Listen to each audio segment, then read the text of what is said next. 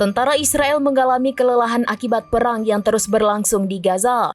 Media Israel melaporkan kebutuhan mendesak militer Israel untuk istirahat dan membutuhkan penghentian pertempuran sementara. Analis militer Israel menekankan pentingnya pelatihan ulang untuk pasukan yang kelelahan.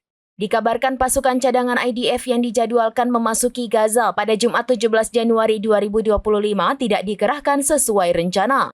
Akibatnya penilaian ulang situasi terus dilakukan untuk menghindari resiko di arena konflik lainnya. Mengutip Al-Mayadin, dilaporkan krisis tenaga kerja juga melanda militer Israel dengan ratusan perwira meninggalkan tugas.